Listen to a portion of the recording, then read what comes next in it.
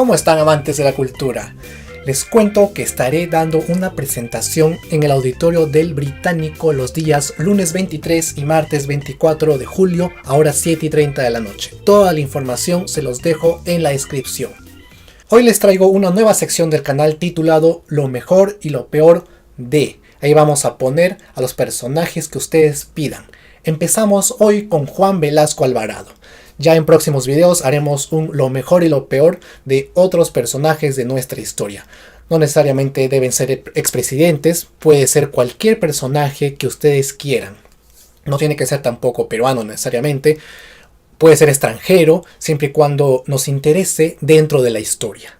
Esta nueva sección del canal no va a ser seguida, sino que vamos a intercalar, vamos a variar también con otro tipo de videos. Bueno, empezamos. Antes de mencionar lo mejor de Juan Velasco Alvarado, debemos saber que la historia de su gobierno comienza cuando Fernando Belaúnde Terry estaba aún en el poder, a fines de los años 60. Belaúnde había ofrecido resolver el problema de la brea y Pariñas, el cual era un complejo petrolífero ubicado en Piura. Estaba en manos de la International Petroleum Company. Esta empresa le debía una cantidad millonaria al Estado y se negaba a pagar porque alegaba que los terrenos eran privados y que no existía ninguna concesión por parte del Estado. Todo un caos escandaloso que venía desde hace décadas y que era de nunca acabar.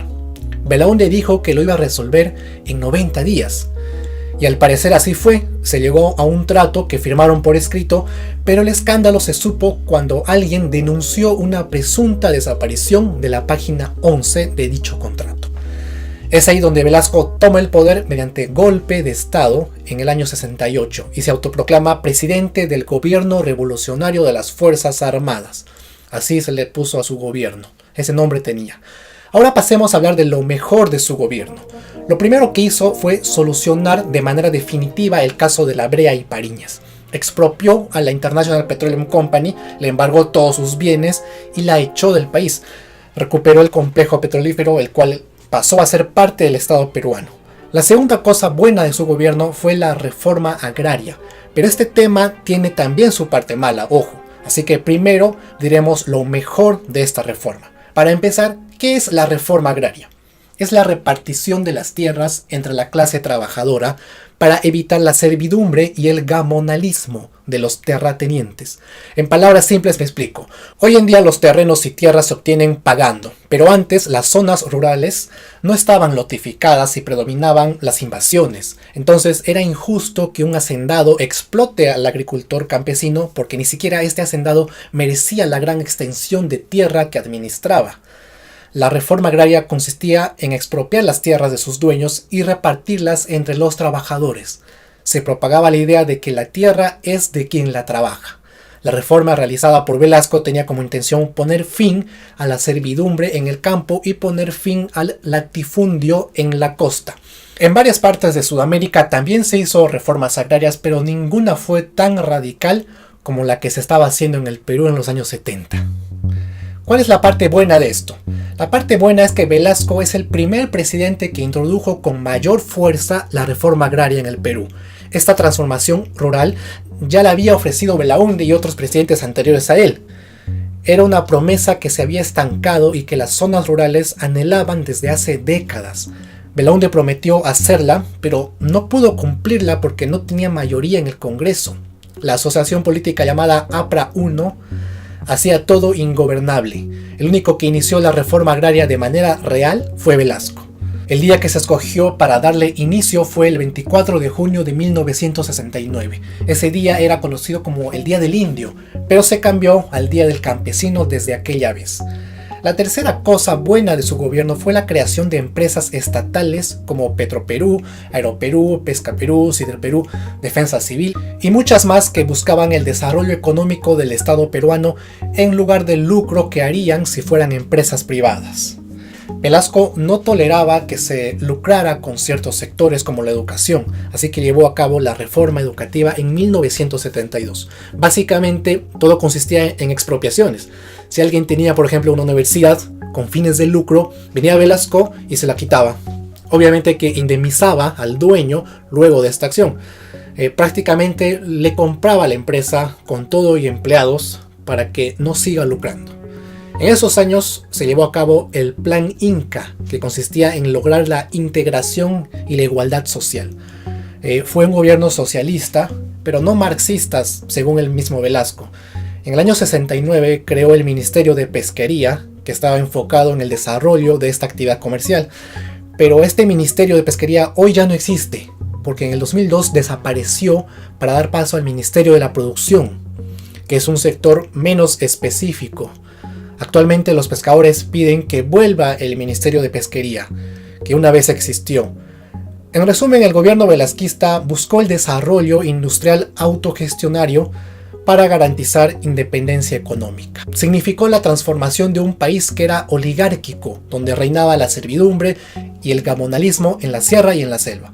Velasco recuperó la popularidad también de Túpac Amaru II, quien era un personaje olvidado de la historia peruana. Este héroe de la emancipación colonial fue el símbolo del gobierno velasquista. La propaganda política para la reforma agraria gozaba de popularidad debido a un arte conocido como el pop achorado, donde se representaban a peruanos cobrizos muy entusiastas por la revolución. Es que antes se veía al cholo como alguien triste y desdichado. El gobierno de Velasco eliminaría esa creencia. Casualmente, en los años 70, Luis Abanto Morales popularizó una canción que decía «Cholo soy y no me compadezcas». Bueno, en realidad el cantante no tenía nada que ver con el gobierno, pero ayudó con este tema. Recordemos que el gobierno de Velasco se llevó a cabo durante la Guerra Fría. Él nunca se quiso alinear a favor de la Unión Soviética porque esta era comunista.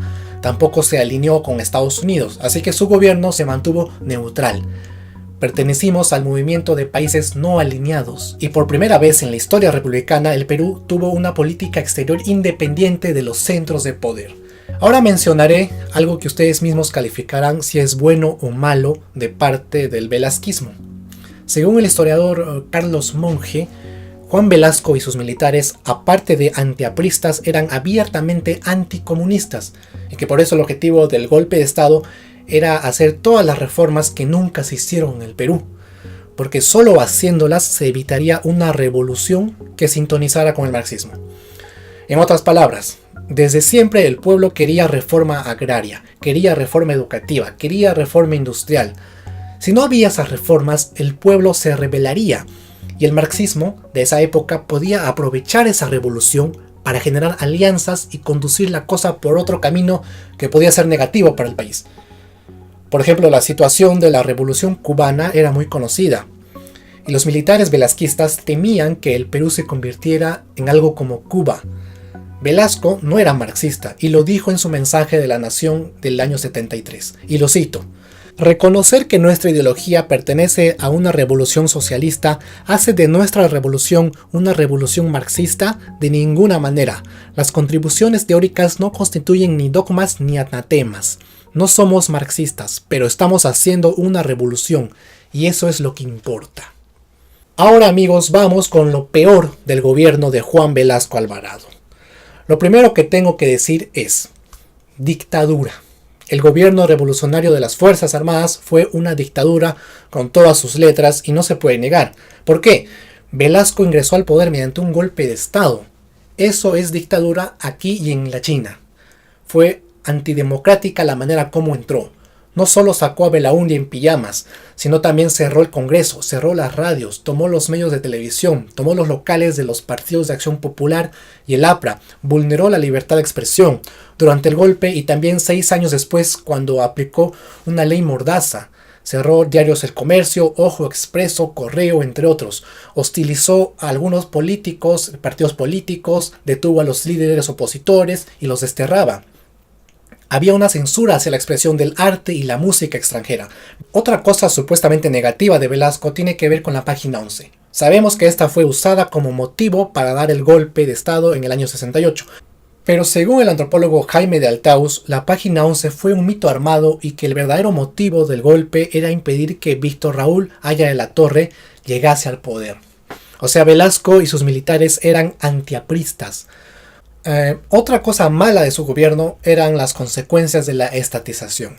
Hubo mala gestión económica, inflación y baja productividad. La reforma agraria tenía deficiencias graves, no fue selectiva. Había terratenientes que no merecían perder sus tierras porque no explotaban a una servidumbre. Algunos trabajaban en familia y otros eran muy productivos. La reforma se suponía que buscaba modernizar y mejorar la eficiencia de producción, pero lamentablemente se le quitó la tierra a todos sin estudiar la situación particular de cada uno. No fue una reforma selectiva. Según Jaime de Altaus, fue una reforma destructiva porque, entre otras cosas, se expropió, por ejemplo, las haciendas azucareras, que pasaron a manos de los trabajadores, y muchos de ellos no tenían experiencia en administrar tierras. Ese era el problema. No sabían ni tampoco se les instruyó cómo debían hacer. Muchos campesinos no tenían experiencia.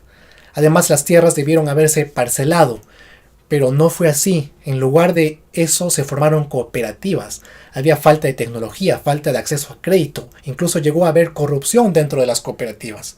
Muchos ingenieros agrónomos se veían perjudicados porque no podían trabajar la tierra, ya que eso significaba hacerle competencia desleal al campesino. Había un tribunal agrario que funcionaba en paralelo al sistema jurídico y que determinaba que era delito hacer empresa en el campo. Un sociólogo peruano llamado Guillermo Nagent decía: ¿por qué algunos sectores de la derecha peruana odian a Velasco? Lo odian no porque haya hecho mal la reforma agraria, sino porque la hizo simplemente. El mal no es el racismo, sino el gamonalismo que da lugar a la aparición de argollas, no solo entre terratenientes, sino también argollas en el poder, que dan lugar a la complicidad y al encubrimiento. Ustedes habrán visto que cuando alguien comete abusos y hace lo que le da la gana, decimos: ¿y este qué cree? ¿Que está en su chacra? ¿No? Al decir chacra nos referimos a la cultura de la servidumbre en el campo. De ahí viene la expresión. Si el video te gustó, compártelo. Ya sabes que este lunes 23 y martes 24 de julio me puedes ver en vivo en los auditorios del Británico. Toda la información la dejo en un enlace abajo. También dejo mi cuenta de la plataforma patreon.com para que puedas apoyar con el sostenimiento de este canal. Estas son las personas que me están apoyando. Les mando un gran saludo. Ya saben todos seguirme en Facebook, Twitter, Instagram. Mi nombre es Hugo Javier y nos vemos en el próximo video. Hasta pronto.